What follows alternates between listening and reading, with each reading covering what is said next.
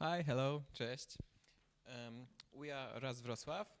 Um, we are people who are passionate about Rust as a language. We are people who like to share and learn about it. We meet every first Thursday of each month, and for that I need my other finger. And today we are being hosted by Pivik Pro. So thanks to them. And yep, today we've got two presentations, one regarding asynchronous in Rust and one regarding cosmosm. And if you have any other ideas as to topics we could talk about, so maybe you'd like to share something, or maybe you think that something was not shared but you don't feel competent to talk about it, you can let us know. You can find us here. You'll find the links to our Slack, to our Twitter, and you can let us know that I think you guys should talk about something, or I would love to talk about something. And before we start, I think there's just two rules. So first of all, we've got two prizes. They're in here. During the presentations, or rather after the presentations, you will be asked two questions. And if you answer them correctly, you can win the prize. So listen. And the other rule is that when you will be asking some questions, or first please raise your hand, and we'll then give you the mic, because we've got some people on the stream. So for them to hear the questions, we will be giving you mics. And I guess this would be it, right? So please welcome our first speaker, and let's have fun.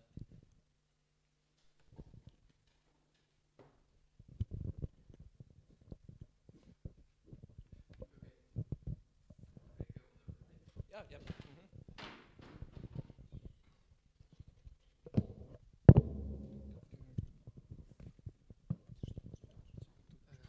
Na początku będę też, może najpierw został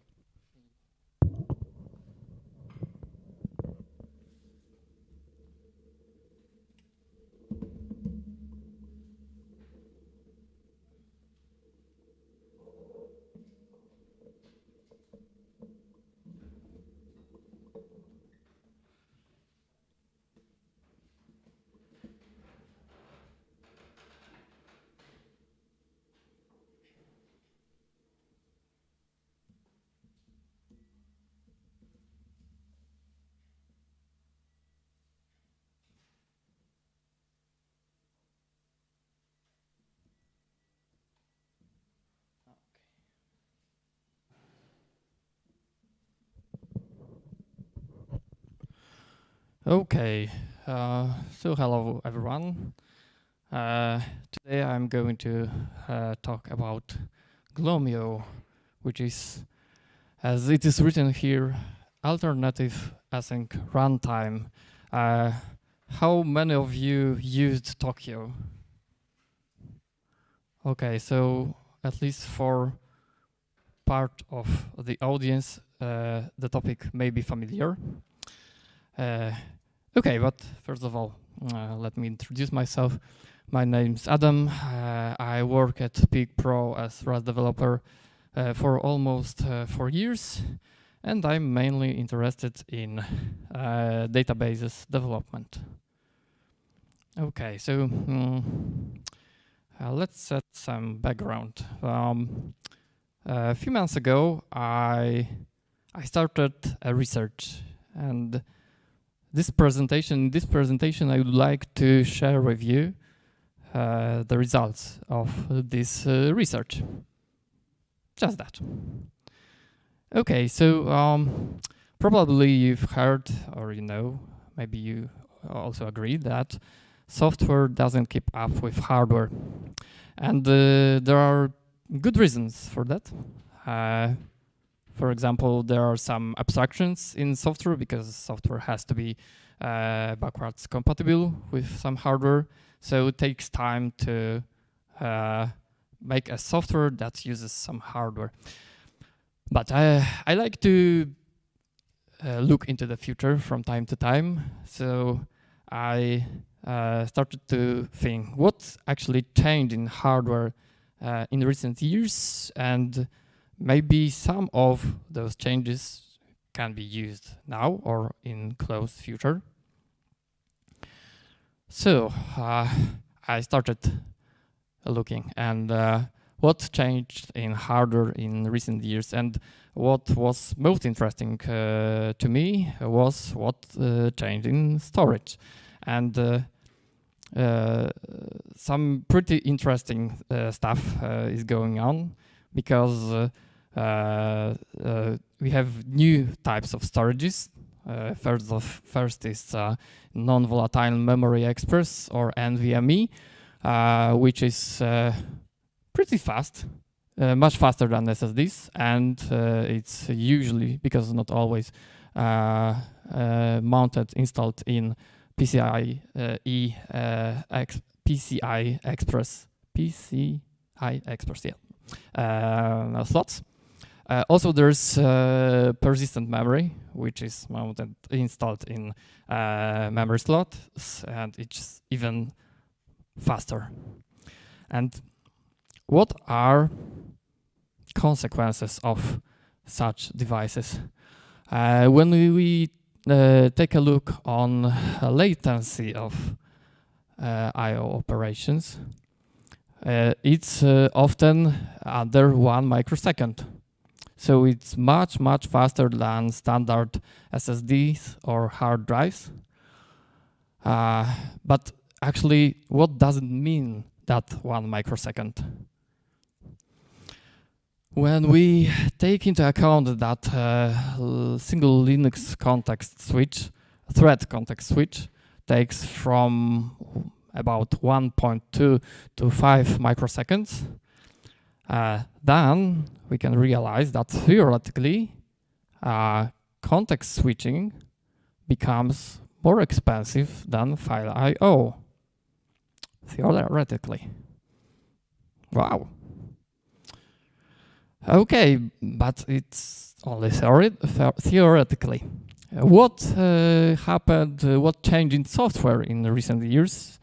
Of course, many things, but in our context, very useful is IOU-ring. It is a new unified Linux API for I/O, both for files and network I/O.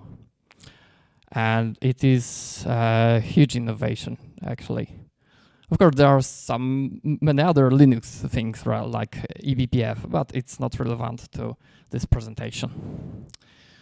Okay, so what are consequences of IOU-ring connected with NVMEs, for example? Some benchmarks show that storage I/O latency is below 4 microseconds. So actually, it makes context switching more expensive than I/O in reality. That's even more nice. Okay, so I've asked myself a question.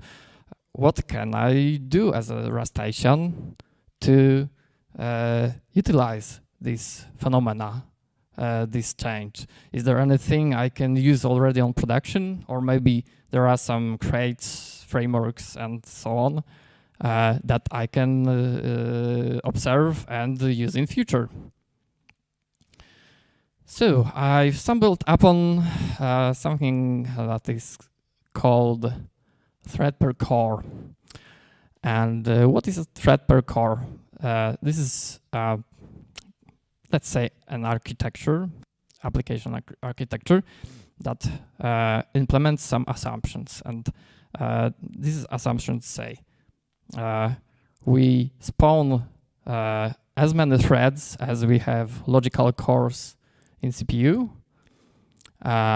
These threads are pinned to the CPUs, right? So there's no context switching. And as a bonus, there is kind of no locks. In practice, they may be, but there's for sure there is lower number of locks, and virtually no context switching. So, sounds nice.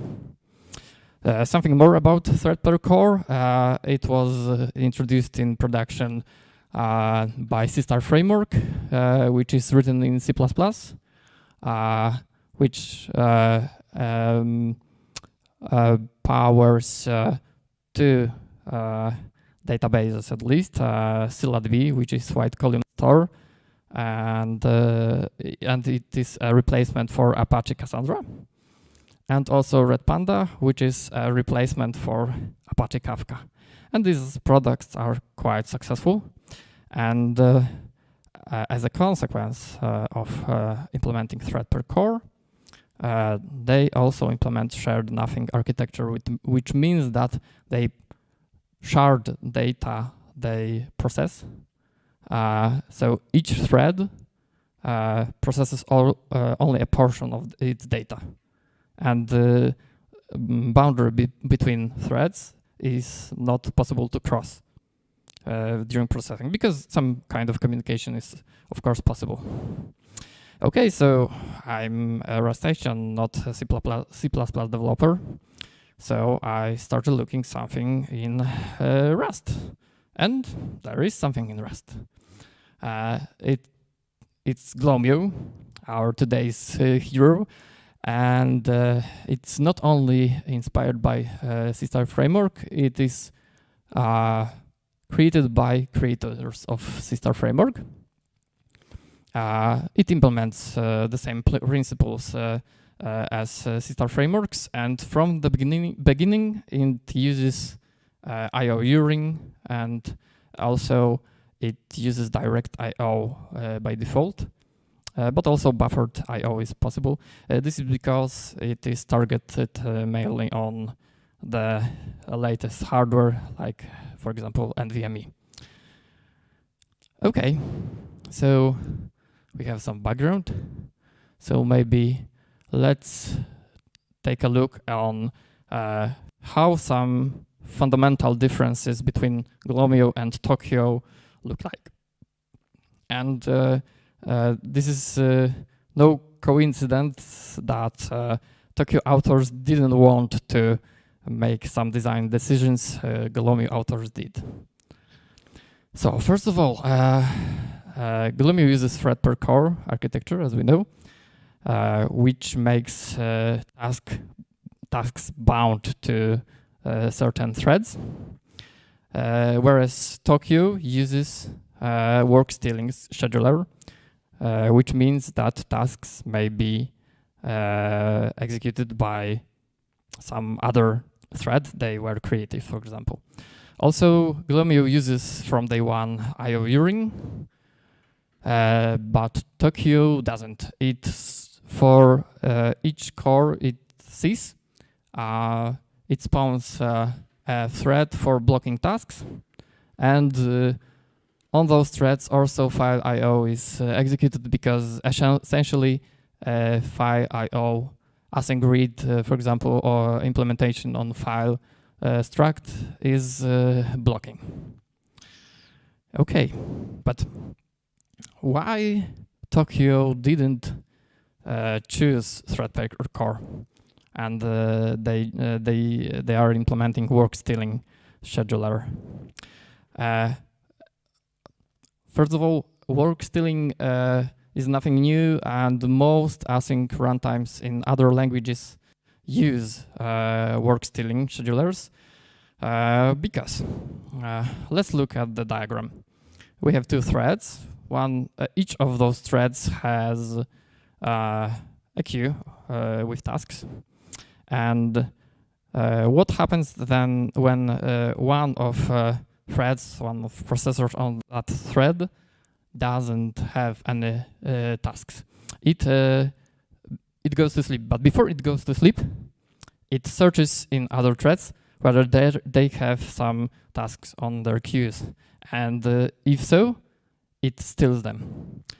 So if, for example, thread 1 struggles on the first task, and because it's blocking by accident, thread 1 will take some tasks from the queue and as a consequence,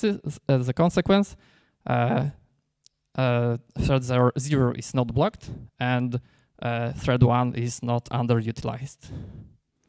Okay, so to sum up, why no thread per core in Tokyo? Okay, so in thread per core, it's easy to underutilize threads. You have be very careful and manually manage tasks by yourself. And in Tokyo, file I/O is moved to other separate threads. But in Glomio, you have various tasks on the same thread, and it has to work somehow.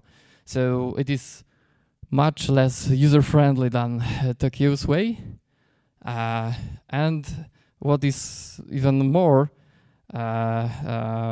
which is another disadvantage, is that it has no benefits in some use cases. For example, simple applications.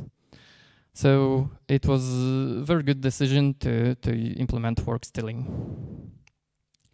Okay, but what about I/O ring? As I said, it was introduced in Linux. It's unified, and what is also important is very, very fast. And it turned out it is very successful project. So successful that similar project for I/O in Windows is being created called Ring I/O. And how I/O ring works? This diagram, of course, is a bit simplified, but it, I think, expresses the idea well. So we have an app which sets up I/O ring to create two ring buffers, which are located on a memory shared between user space and kernel space. And when we want to write something to a file, we write in our app to a submission queue, and we forget about it. So we can do something else. So it's asynchronous. I/O ring takes care of that, and when the task is complete, it writes results to completion queue. And when the app is ready, it can consume those results. Okay, so why there's no I/O ring in Tokyo? First of all, Tokyo wants to be multi-platform, so it cannot be used everywhere. So automatically, it has lower priority. Also, they had other priorities, higher priorities. For example, they aimed at stabilizing Tokyo and releasing 1.0 in the recent years. And because there is a project called Tokyo I/O ring, which aims to integrating I/O ring, but it has lower priorities. But it is a question of time when it will be available in Tokyo. So it is very good news for me, at least. Okay, so as we know, some fundamental differences between Tokyo and Glomio, let's move to some practice. A little bit of practice, maybe how things look in Glomio. So first of all, when we want to start our app and set up some async runtime, this is how it looks in Glomio. And what it does, it has some builder that creates local executors in each thread. First it gathers how many CPUs are available, and for each on each such an executor, it spawns some future, and that's basically it. as you can see, Glomio doesn't have some sugar in the form of procedural macros to annotate main function. This is how it looks like, but it also has some advantages. For example, we can choose which CPUs to use. For example, we may not want to utilize all cores at once, because, for example, on some platforms, RQs are handled on thread 0, but I suppose not on Linux anymore. Okay, so we have some elasticity here. Okay, so what is a consequence when we execute that code? So for each thread, for each core, we spawn a thread, and such threads contains own scheduler and a task queue, some default task queue with some parameters. There's also a green task queue here, but at this stage it doesn't exist yet. So what we can do to create another queue? We can call an executor and create a queue. And what parameters we can set to that queue? So first of all, shares.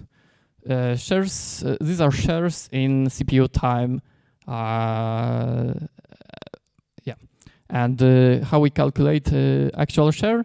If we have many queues, we sum all shares, and share of a single queue is a share in the sum of all shares. Yeah. What else? We can set a latency. Latency in the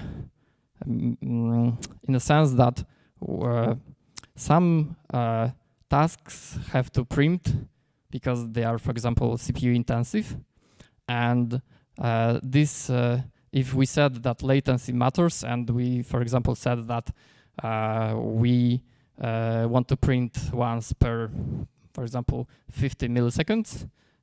This is information used by the scheduler that we can preempt to execute some other tasks.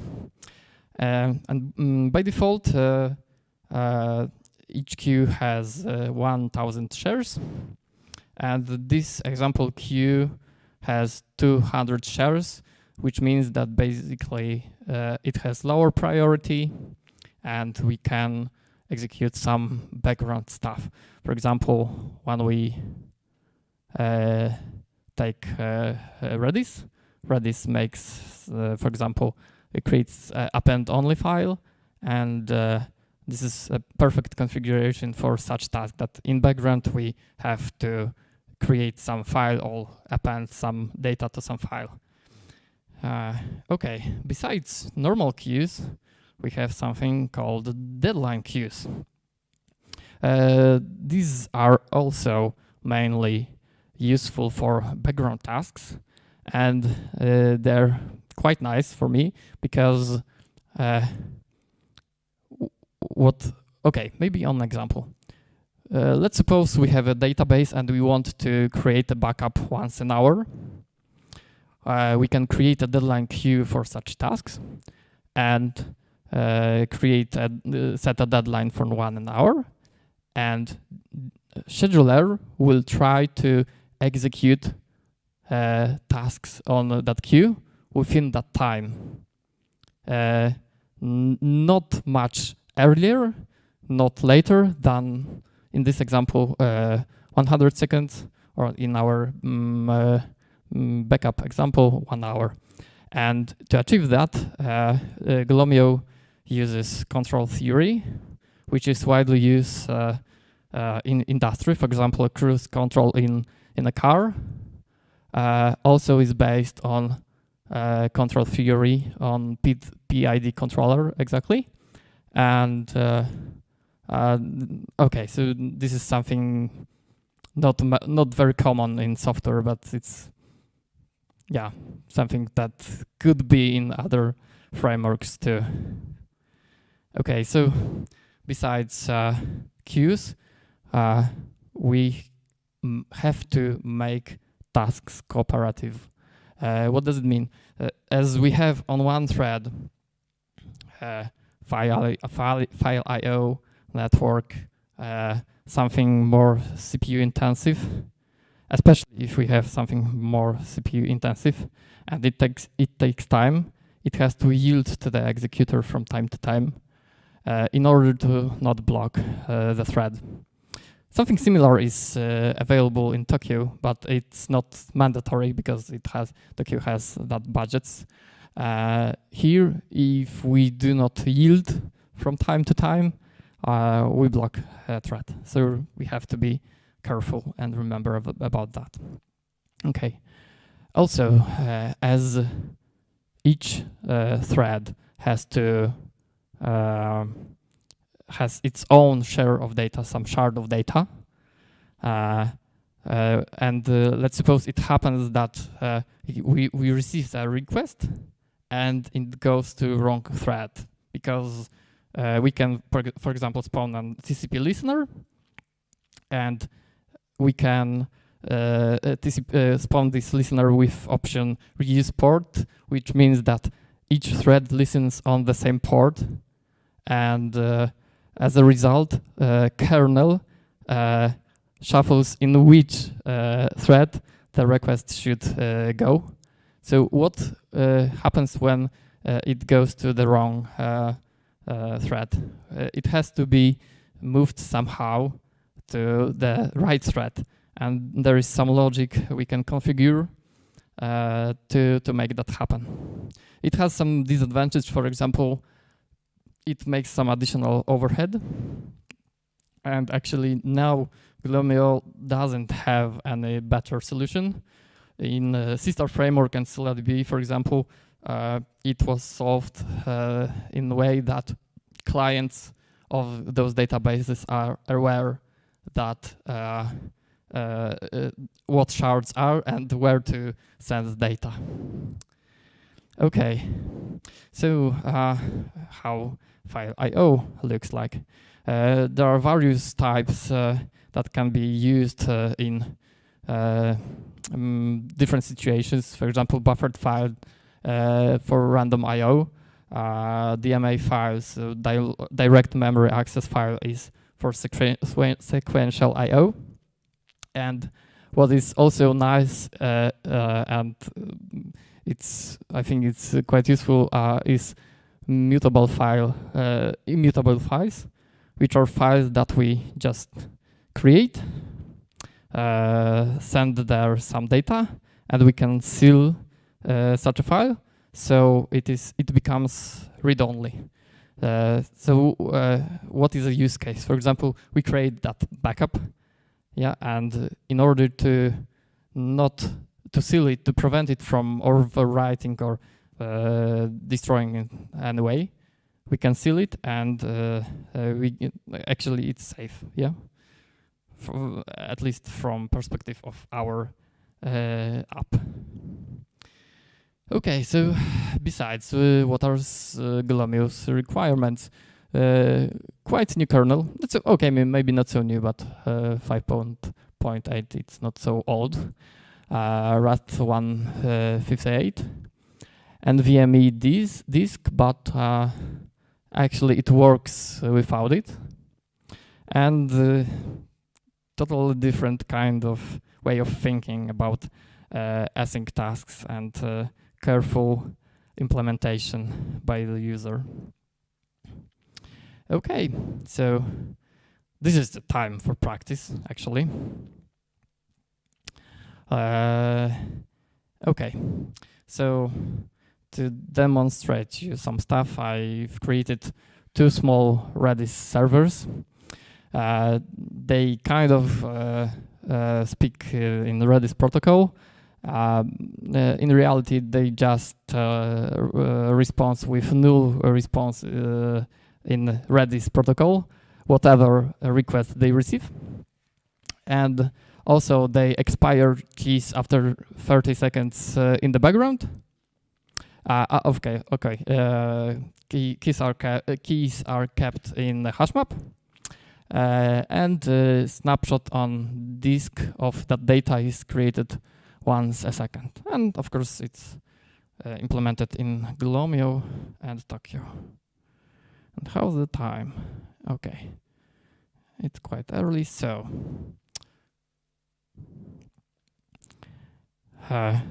okay, I can tell you what is the result of, because I'll make some small benchmark. It turned out that Tokyo is faster. Okay, so it looks like Glomio has some work to do still. And first, I will show you. Maybe I will put the mic here. Okay. This is not what you all were supposed to see, actually. Okay. So.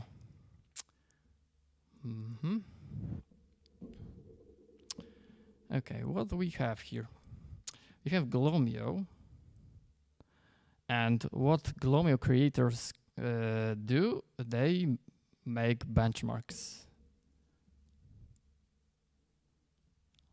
Okay, so they, for example, make a benchmark for TCP protocol, for Glomio, and for Tokyo implementation. Okay, so let's run it.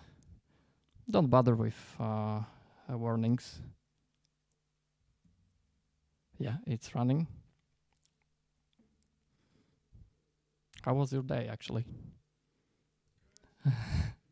That's nice.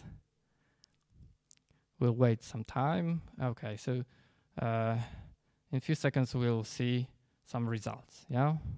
Okay, one result for a single socket and 100 sockets. So we can see there is some overhead when managing multiple sockets.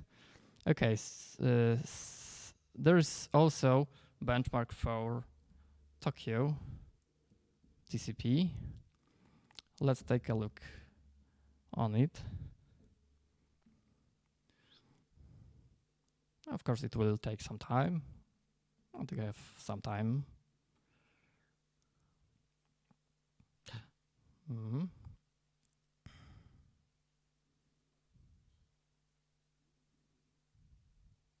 Boom. Okay.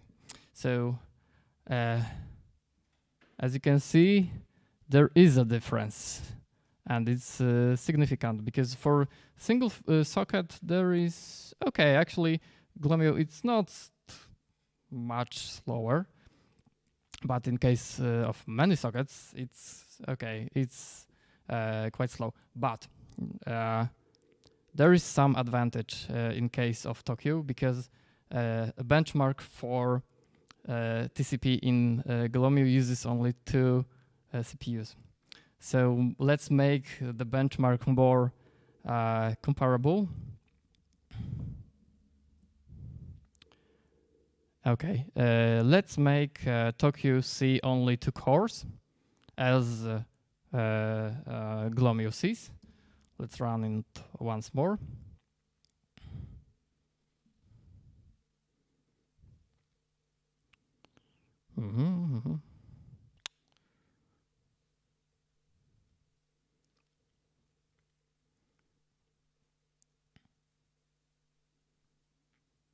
Okay, it doesn't look so nice. Okay, so as you can see, those 2 numbers are pretty close to what we can observe in case of Glomio, right? It's comparable, yeah. So okay, I've run it and thought that okay, it's quite nice, but I've decided to create some benchmark that is more reality, close to reality. Okay, so, and this benchmark is actually those 2 apps I've mentioned, right? So Okay, let's see how more realistic benchmark looks. First, let's run TCP listener Tokyo. Maybe. Okay, so we've started it. Okay. And okay, what I will use to benchmark those servers, I will use a tool called memtier benchmark. It is created by Redis creators. It's written in C++ and targeted at latency. Okay, so let's run it. I'm wondering whether 10 seconds is enough, but let's see. Let's make it more visible to you. Okay, so we have 10 seconds. Let's wait.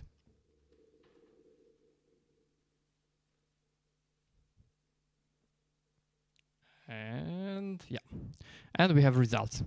What we can see here. It turns out, okay, what did benchmark did? It basically was sending two commands: set, so set some key, and get, so get some key, keys value. And it turned out it is able to achieve 148,000 requests per second, and it has pretty nice latency, because P99.9 latency is almost 11 seconds, but it's very good result. Yeah, P50 is 1.2, so it's really nice. Milliseconds. The question was what is the unit, so it is milliseconds. Okay, so let's compare it with Glomio. Let's move to Glomio. Yeah. Okay. Let's start Glomio. And the first difference, okay, it started those threads. Maybe not the difference, because Tokyo also started many threads, but because for each thread some code was already executed, so this is the output, and this is why it is a bit different. Okay, so let's run the test one more time. Okay, and it runs, and it runs.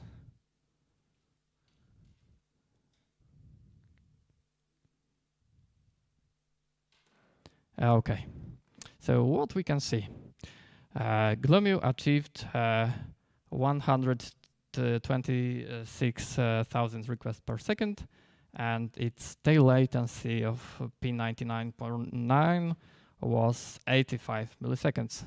So it is much worse than in case of Tokyo. So it turns out Tokyo is a very good piece of software. But to be not so positive about Tokyo, Redis has even better results when it comes to tail latencies.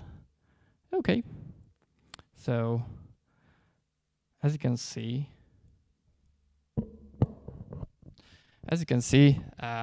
there is some work to do still. Okay, but I've made many benchmarks of this app, and because first of all, I wanted to achieve the opposite result. Yeah, so every time you like something, you wish it was better than something mainstream, for example. So I've observed some things. First of all, it's hard to achieve a workload where Glomio shines. It's basically not for all use cases, mainly for databases. There are some gotchas.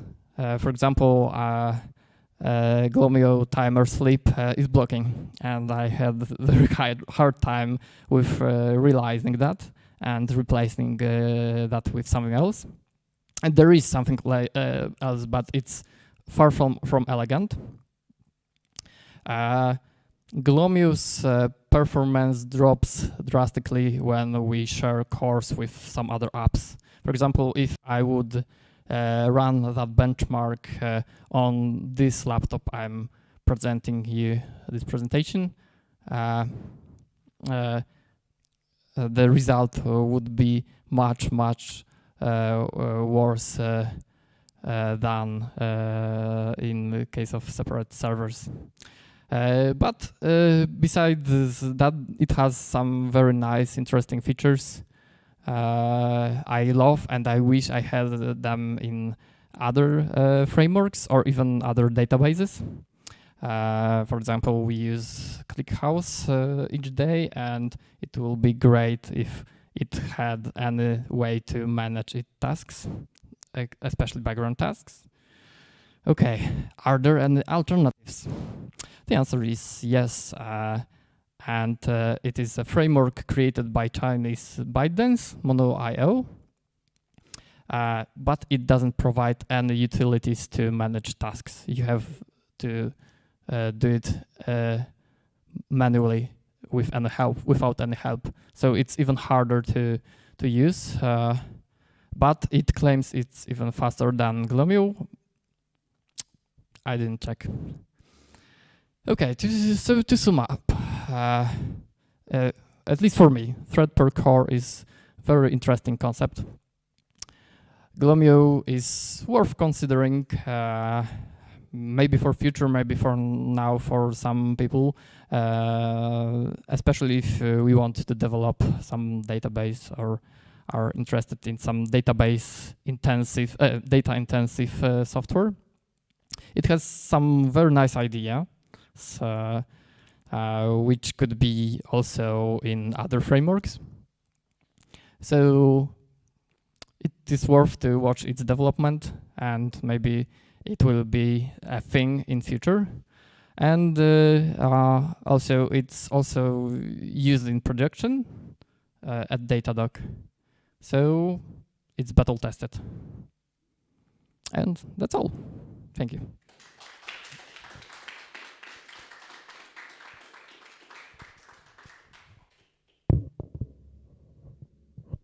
Okay, questions.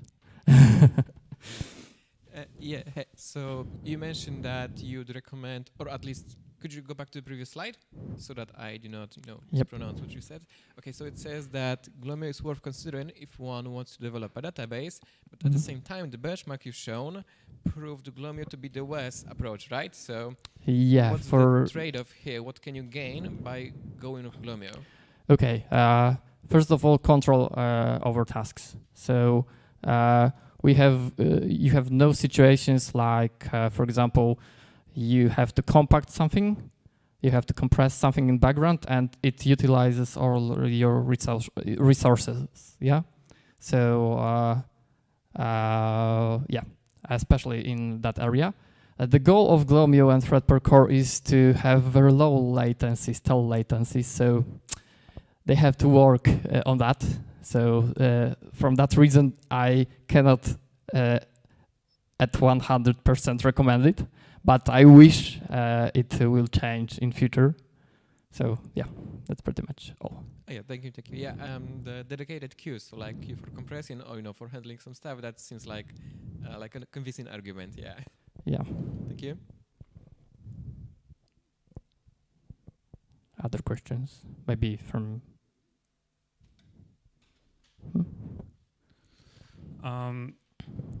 You said that it's the best if you have a computer that's not doing anything else other than handling your process, your program or database.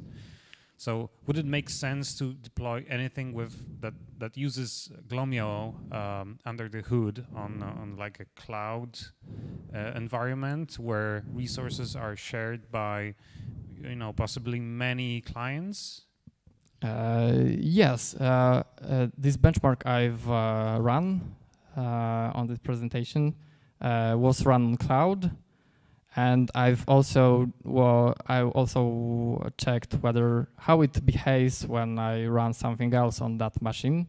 And okay, there's a difference. Yeah, so I can see that actually it benefits also on cloud from some exclusivity, let's say.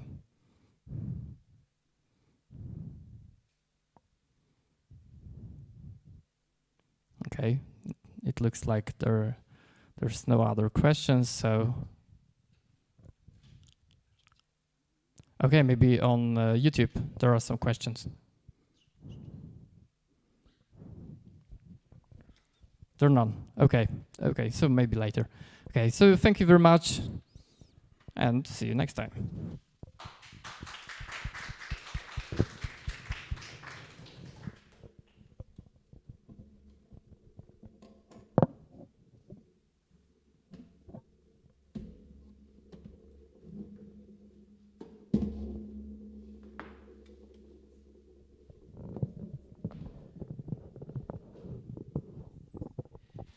Okay, so our plan for now is to take a short break, a short recess. We'll be back in around 30 minutes, right? Because we'll be back at 30 minutes after 19. And yep, I guess see you later and come for pizza.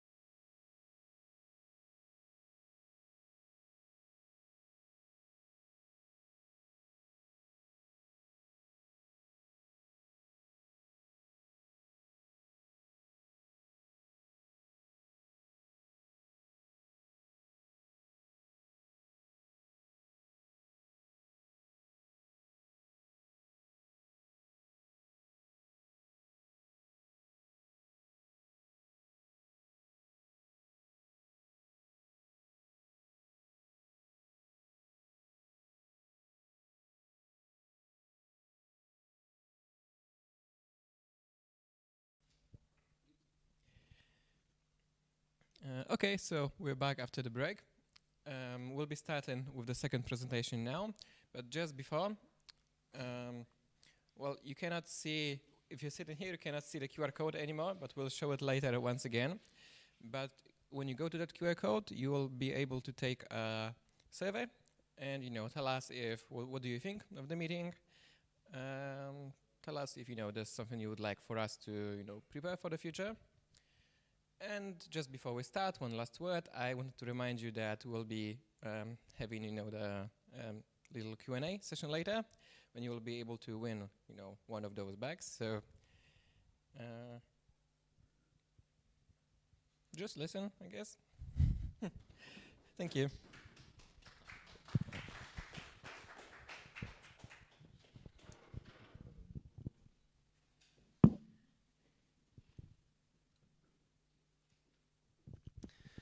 Okay. Hi. I will be talking about writing Cosmos smart contract with Sylvia framework. Who am I? My name is Jan Woźniak, and I am Rust developer at Confio. Yeah. Can you switch off the lights so that maybe it will be more? Oh, thanks. Yeah. I am Rust developer at Confio, and I am developing Sylvia framework and the Sylvia book, which is the documentation instruction about how to use the Sylvia. Yeah, and I am developing tools for building the smart contracts on the Cosmos ecosystem. And this is basically the ecosystem in which you can create decentralized apps. And it introduces the IBC, which is the Inter-Blockchain Communication Protocol. And this basically allows the decentralized apps to communicate with each other. And yeah, the most famous cryptocurrency on the Cosmos is Atom. Okay, and smart contract. What is smart contract? It's a program which is stored on the blockchain, and it runs once the predetermined conditions are met. And its goal is to automate execution so that every participant can be certain of the outcome. So, for example, we have two people who want to exchange the funds, and they don't have the certainty that the other person will send them the funds once the first one will. And the smart contract is basically the program that will wait for the money to enter it and later exchange. It can do also a lot of other things, but I guess this is the most common use case. And why use Rust for it? And because of the safety and because of the blazingly fast execution, of course. And yeah, important things when you deal with the money. And we developed the Cosmos STD tools, which is the standard library for building Cosmos smart contracts. And on top of that, or rather using this Cosmos STD, we developed the Sylvia framework, which is based on the procedural macros and allows for creating Cosmos smart contracts with higher level of abstraction, and basically hides the allows user to focus more on the business logic. And it introduces the two attribute macros, which are contract and interface.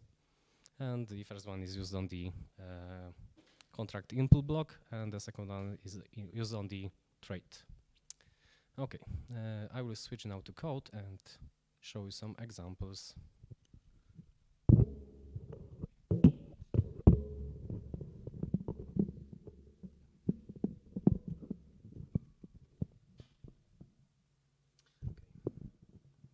I'm using a free, and unfortunately I cannot share the screen, so I have to do it like that.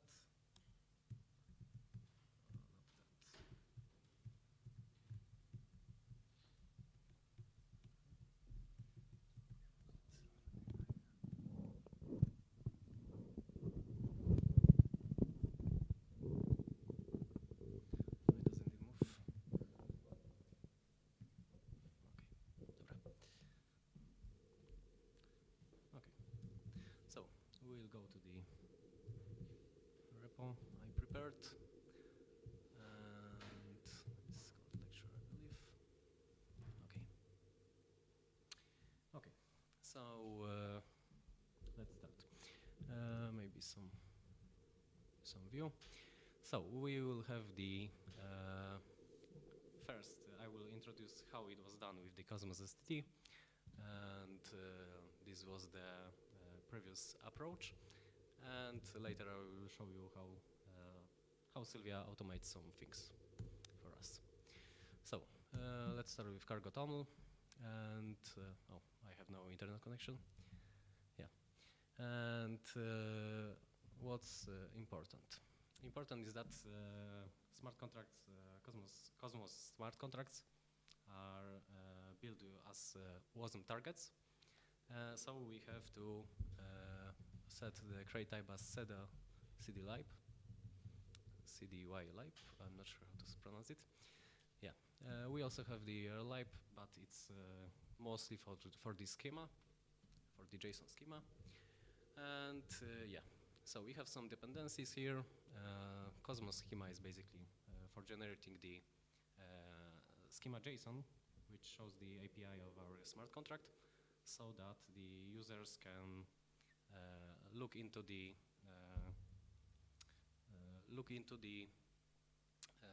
how messages are constructed without the need of diving deep into the code. Cosmos STD, which introduced some tools for us, and CW multitest, which is basically which allows us to test it in the simulated blockchain environment, let's say. CW Storage Plus is for the storage, so we can create a state for our smart contract. This get random is because of the dependency, so it's not really important here. And CERD because we need some serialization. Okay. So let's go to Leap. So this is the Cosmos STD, Cosmos STD. I missed the name here. Approach, and yeah. So every smart contract needs to have the instantiate in case of the Cosmos. We need the instantiate for the entry point for the smart contract to be properly built and used. And we also have here, for our example, the query and execute entry points. Basically, query allows us to query the contract and reach some state. And execute allows us to change the state of the smart contract and do some operation there. We are passing here some inputs, and basically depth mute, as you can see, it's in our case it will be only for the storage. So thanks to that we will be able to access the state.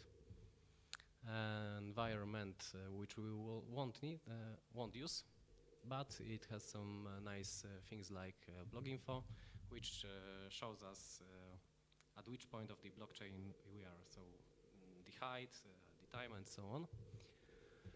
Maybe that's all actually. Info, which is basically the sender header and the funds sent with the message, and instantiated message. This is defined by me. We can go here, and yeah, we have some messages. So it's instantiate, query, exec, and some response for the our query. We'll go here later, and we will return the Cosmos STD to the result with some response. And here we basically just call some inner logic of the contract from the contract file. For the execute has the same inputs except of the message, because it needs to be exec message, of course, but query doesn't change the state, so it will have only the depths, and it won't have the message info because we don't need it here because everyone should be allowed to read the state. So there is no reason to check the sender, for example. Yeah. So let's go to the messages. It's this. Okay. So we have some attribute here. CW Serda. We will expand it. It basically generates some derives for us. We have the Serda derives, some debug derives, and also, yeah. Oh, there is no Serda snake case. Okay, never mind. Yeah, but this is basically what this expand into. So yeah, because instantiate message and entry point instantiate is basically used as the constructor of our. We can think about it as a constructor of our smart contract. We only allow it as a struct because we don't want more of the types of the messages. But for the queries and for the execs, we expect that our contract may have some other behaviors, may want to read some other states. That's why we define it as enums. And yeah, this derive query responses and returns is basically for schemas. So maybe I will skip this. Important here is the curly braces. This is basically for the schema, for the serialization, so that it will be properly represented. Yeah, and now with that we can go to the contract file. And yeah, this is basically where the logic happens. This is the very simple example, and with no real use case. But I thought that this will be the easiest way to get the idea. Yeah. So okay, we have here the state. It's const name of type items of string. But why this const here? And it seems that there will be no way to change the state. But actually, item is only the accessor, which is using the storage key, which we define here, to change the state on the blockchain, on the dApps. And yeah, we have some here things that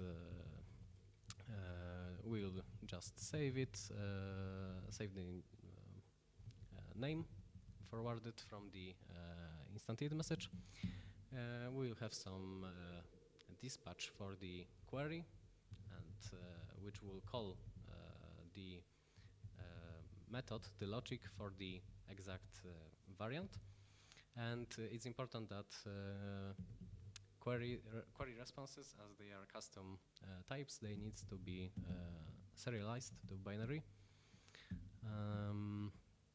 For the execute, there is no such need. We'll just return the response. And we have some blocks here.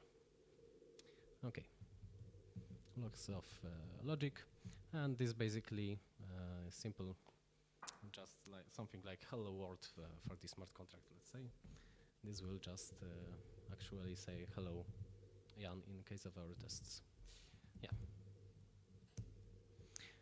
And for the tests, we'll just wrap the contract with our methods, our entry points, and then we will create the app, which will be simulating blockchain environment for us, basically. And later, for that to work, we have to store our contract on the app, and using this code ID. So this is like what happens to create store the code, so to register the smart contract on the blockchain. And later we can use on the app, so on this simulated blockchain, we will be able to instantiate it. And it's a bit bloated because there is the code ID, there is owner, we need to create a message here, and here would be some funds if the owner would like to send it to the contract. There is some label, which is not important here very much, and admins which currently are none, but in case there will be some need for migration, so to change the state of the smart contract, we would be able to set them here, and and later they would be allowed to do the migration. Yeah, for the querying, there is needs to wrap the. It returns, if I remember correctly, query wrapper type.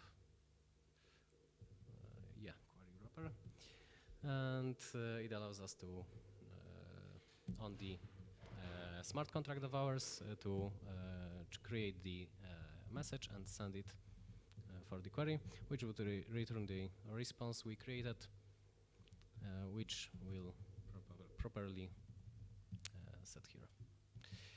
Okay, and problem is with the scale, because with the scale this becomes, especially for the logic, where is it here? It becomes a little bloated and less readable. There is needs to do some management here, and yeah, and to deal with some unnecessary, how to say it, too unnecessary code being set there. There was Sylvia created. It's one of the reason for creation. So yeah, let's see here. Main reason, main difference is the Sylvia here. I am using downloaded one locally, because current release doesn't have support for the multitask generation, multitask utils generation, and it really simplifies the workflow. So I'm just using the main, and let's see. This should be most likely soon released. I will add. Okay. So the difference here, we have we are creating the contract, because contract become. Well, I can type. Contract creates is basically now a struct. So we'll have the struct that will be our contract, and we'll create one, and in case of our entry points, we no longer need to call some dispatch methods, because dispatch methods are generated on the messages, and we'll use the contract on which to call the methods, and yeah, and let's go further. We don't need to specify the messages, because the messages will be generated for us. Only thing that we need to specify are the responses, which currently aren't generated, and I'm not sure if they will be ever, because they depend on the logic inside of the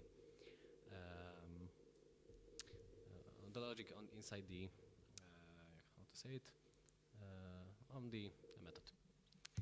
Okay. And what do we have here? We have the attribute macro contract, and this basically takes all this, and for the instantiate message, as you can see here, it will generate the instantiate structs. For the message query, it will generate the queries and message execute, of course, and you can define them as many as you want. at least query and execs instantiate always must be once defined. For the logic, here it's the same, almost the same, because I forgot to add the name to the instantiate here, but it's added to the setName method. Let's see what it does. So there is 422 lines of code generated, so a lot of things to go by. Well, it will be enough, I think. Okay, so let's see here. We have the instantiate message. That's what I was looking for earlier. So the set rename all snake case. Basically, it's for the so that in the schema JSON as the case for default case for the JSON is snake case, so we want to change it for the consistency. And yeah, it generates some needed derives, and it generates for us the instantiate message. Also, it generate the dispatch for it. And although it's not very great here, as it doesn't do as much as for the enums, because we have here the only option, but it does its job, and you can just call the dispatch on it. And later for the exec and query, here it's very much important, because it will allow us to, for every variant, to connect it to proper implementation. We have some methods here, but they are mostly for the inner work of Sylvia, so it's not important to know. And also we are generating query messages with all the return types needed, and with all the derives. Also here there is a query response, dispatch, and so on. And now, before we will go to this, I will introduce you to another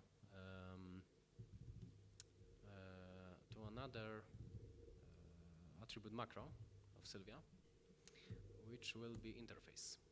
So I created some formal grid interface, and basically it defines only the formal grid query.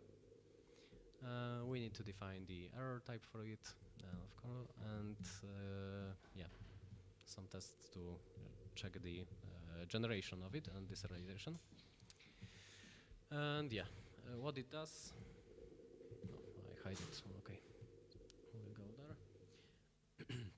Basically, it only generates the query message and exec message, because on the interface we don't want, for sure we don't want the instantiate, because only contracts can be instantiated. And yeah, so we'll only define exec messages and query messages here. And yeah, this can be later implemented on our contract. Let's close it and go to the I think this is, yeah. So we will just implement the query on the formal trade on the greeter interface. And yeah, we have some good morning, which is I guess maybe formal. And here we will generate for us some proxy, some utilities for the testing. So for the multitest. And yeah, we have some proxy for our contract, which will store its address, the app. So the this is actually Sylvia app, which basically just stores the app from the CW multitest, which I showed you in the previous example, and which mimics the blockchain. And yeah, here we basically have some accessors to it. So all that would be needed to be called in the test is generated here and can be easily used. So once we implemented the formal interface on the greeter, there is this issue that the dispatch on the contract on the exec and enum messages that I presented you earlier. Wait, let me go there. Yeah, let's expand it so it will be readable. Okay, so we had here the exec message and later query message, and they had the dispatch method, but they only dispatched on the their own variants. So we want also to for our contract, for our dispatch, to support the other variants defined on other interfaces, because you may want to keep the logic separated into the logical pieces. Let's maybe it sounds bad. Yeah, but for that contract, there is another enum, which is called contract exec message and contract query message, and they basically have the contract variant for storing the contract message and all the interfaces. So if we would define more of them, all of them will be present here, and later it can dispatch. So what is going here? We are receiving some message. It's received as the contract exec message, and we go here. That's not important for now. I think we won't talk about that. And it will match on this message, and basing on the variant, we will go to the needed, maybe on the correct, to the correct message type, and basically there it will be also dispatched. So yeah, that's a nice approach. There is some serialization which was implemented by hand, but I think that Bart K was once talking about that, so that I won't do that here. Yeah, and let's go further. And okay, and this is the new part. Also, the multitask utils, which I showed you earlier, is also a new part. And yeah, so we have also here the greeter proxy. We have some grids, so all of this is hidden behind the generated code. And yeah, we have also for the exec message. And also this generates the accessors to the proxy of the interfaces. So from that we can generate we can access also the formal proxy generated in the implementation of the interface on the contract. Yeah, and also all of that which is necessary for it to work. Basically, it implements some contract trait on the greeter, so that it can be treated as the smart contract. Yeah, and basically as you can see, there is a lot of things. Yeah, and the code ID. So the things that's what I showed you in the Cosmos STD example. Basically, you have some logic here to just storing the code ID and to build their pattern for the instantiated proxy. Maybe not always you want to set everything, so for some things there is default values. Yeah, and we'll call it, and so a lot of things, and let's see how it looks like. Yeah, and now testing of it, we don't need to define some lecture to contract wrapper or something like that here. We will create the app, which in this case is the Sylvia wrapper.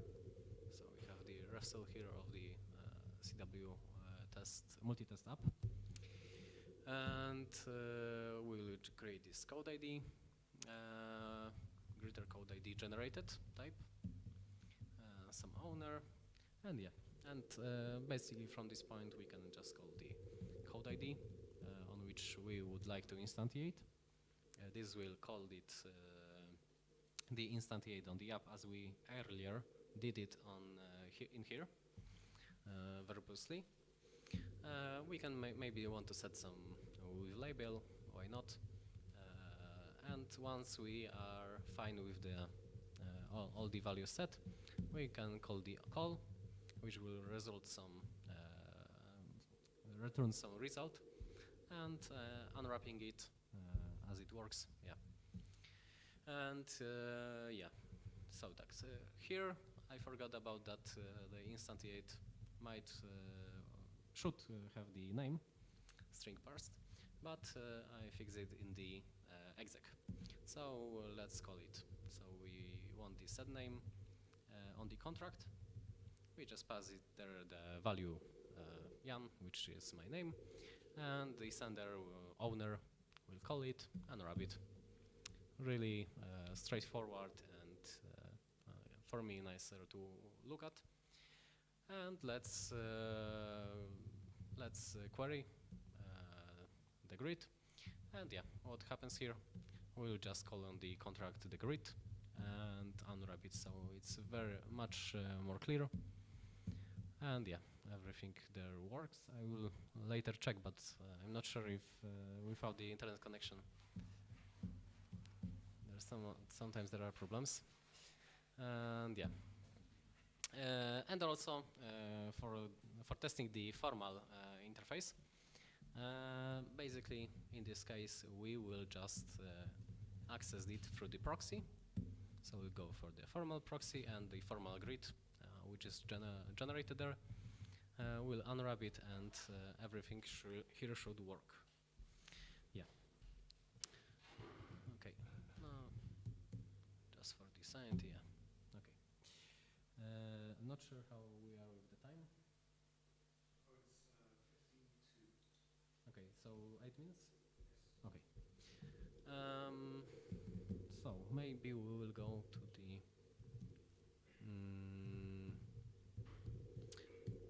show the generation of the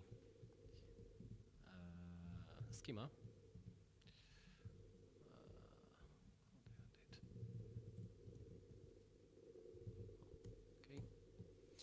Okay, so we generated some schema.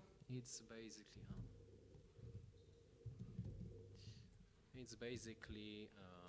generated like that. So we have the Cosmos schema, which is used for the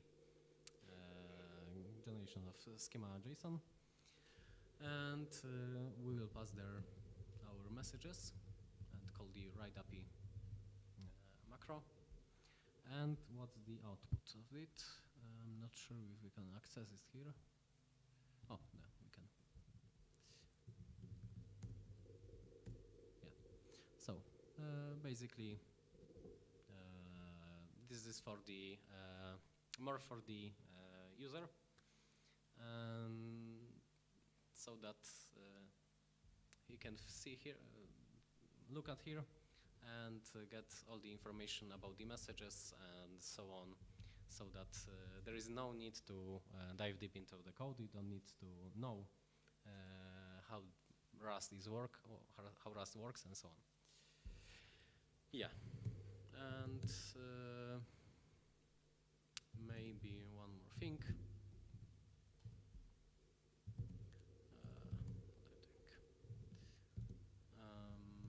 Okay, we will just build the first example because I messed up with the other, and yeah. So here we build the how do we build the smart contract? We need to do it with the target WASM32 unknown. because it's the Cosmos, so it needs the WASM target. And also the lip flag, yeah. And I'm not sure if this will work because I didn't do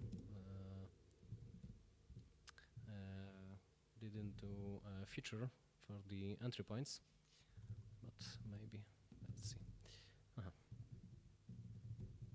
So we'll call the Cosmos check, which is a tool for checking if the Cosmos smart contract is properly created. And okay, we'll go to here. And here you can see that there is the greater WASM build. Okay. And we have some confirmation that all checks passed. Yeah. Okay. This was more of the introduction of, I guess, writing the smart contracts.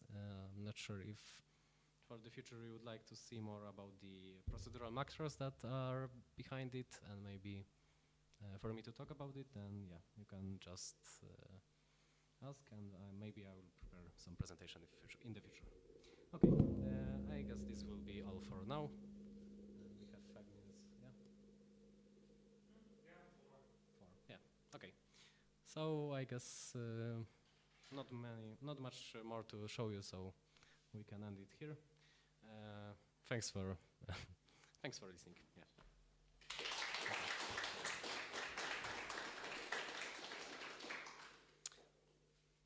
Okay.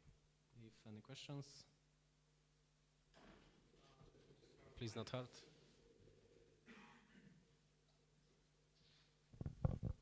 Yeah, so you were showing some trade before that for which you also used your own prog macro, right? Could you elaborate maybe a little bit on what's the use case for trades in this case? Like, okay. Can you do like flavors of your contract, or? Maybe we'll go to the actual Sylvia repo because it's open source, so we can show it.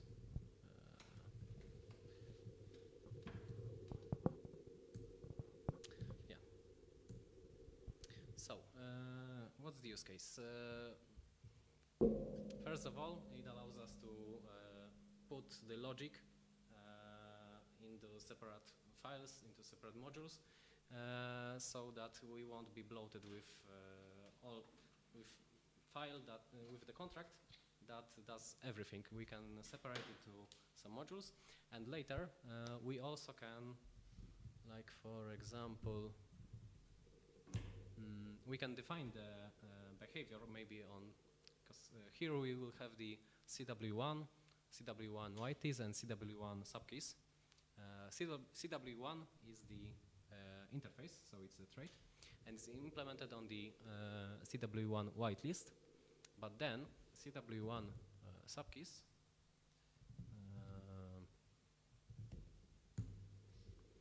it basically also stores the CW1 whitelist contract.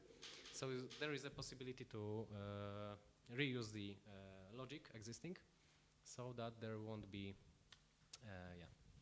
for these messages there won't be a need to repeat it and so on. Yeah. So basically that. I see. Thank you.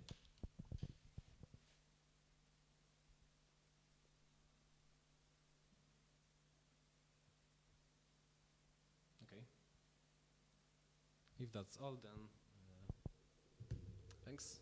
And okay, so I'll shut down my computer. Okay, thanks. I think it's time for the questions. Yeah, I think we'll be moving on to questions. So I guess 1, 2, 3, 1, 2, 3. Okay, so I guess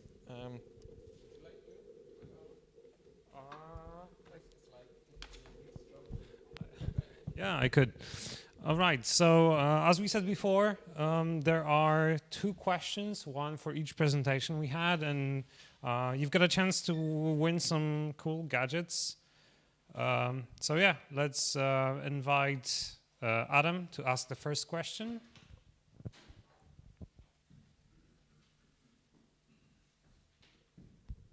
Okay, so the first question is, what is shared nothing architecture in thread per core? What is shared nothing architecture in thread per core?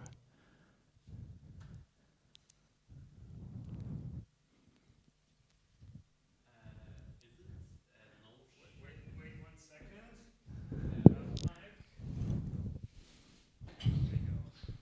Is it a motion that you do not share any work between different cores and you try to perform everything on a single core? I mean, all the work scheduled on this thread, on this core.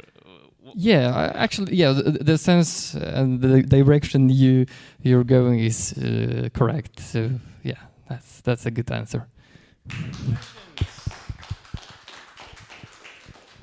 And now one question from Jan. So, one question. I didn't prepare one. Yeah, but maybe. Do anyone remember what is the IBC? It was at the beginning. So it was this inter-blockchain protocol? Yeah.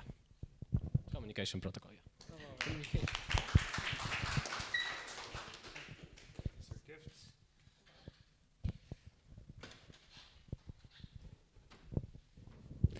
Okay, so thank you everyone for watching this edition of Wrocław. We had two fantastic talks, and I hope you enjoyed them. We will.